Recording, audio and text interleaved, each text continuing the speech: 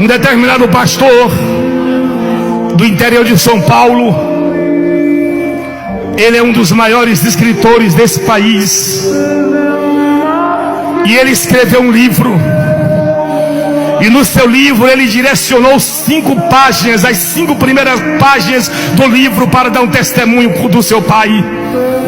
Ele diz no seu livro que o seu pai era um obreiro, era crente, e era um obreiro autêntico na casa de Deus.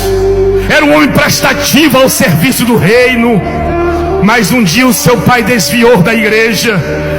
Ele se afastou dos caminhos do evangelho, e isso trouxe grande preocupação para a família. E a família começou a dizer: pai, volte para Jesus. E ele se aborrecia quando os filhos e a esposa chamavam para ele retornar à casa da reconciliação. E ele repreendia, ele ficava nervoso, ele não queria ouvir mais da palavra do evangelho. E um dia ele ficou doente e teve que ser internado. E os médicos disseram à família: não sabemos como tratar, mas vamos interná-lo. Ele passou um período internando, e o pai, os filhos, no horário da visita, dizia: pai, volte para Jesus. E ele, nervoso, irado, dizia que não voltava mais para a igreja. E quando passou alguns dias internado, ele veio a óbito. E o pastor ficou desesperado e disse: meu Deus, para onde foi o meu pai? Meu Deus, eu quero saber para onde foi o meu pai. E esse pastor presidia uma grande igreja, não sei se ainda está na presidência. E ele disse que não tinha mais como pregar na igreja. Ele perdeu as mensagens porque a mente dele só martelava: para onde foi o meu pai, meu Deus? Ele diz no livro que ele entregou a presidência da igreja por uma semana e se isolou em casa, em oração, em jejum. E quando é um dia, ele está de joelho na cama do seu quarto, orando, perguntando a Deus: aonde está a alma do meu pai?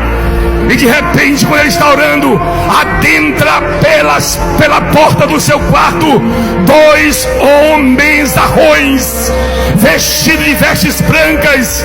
Um aproxima do seu lado direito e outro ao seu lado esquerdo. E ele olha, e aqueles 2 homens assim: vem conosco. Um pega na mão direita e outro pega na mão esquerda dele. E começou a voar, mas não voava subindo, voava descendo. Desceu. Quando chega lá embaixo, em um portão alto, tanto tinha altura como largura, os 2 anjos dizem assim: entre. E quando os anjos ordenou que ele entrasse, os portões abriram automaticamente. E ele disse que adentrou por aquele corredor. Ele diz no seu livro que era uma escuridão tão grande que não dá para se comparar com uma noite sem lua. E ele vai andando, e os anjos ficaram do lado de fora aguardando ele. E ele diz que quando chega no primeiro corredor, ele ouve gritos, ele ouve desespero. E no meio de tantos gritos, ele consegue identificar o grito da voz do seu pai. E ele vai seguindo aquele grito do pai. Passa o primeiro corredor, passa o segundo corredor.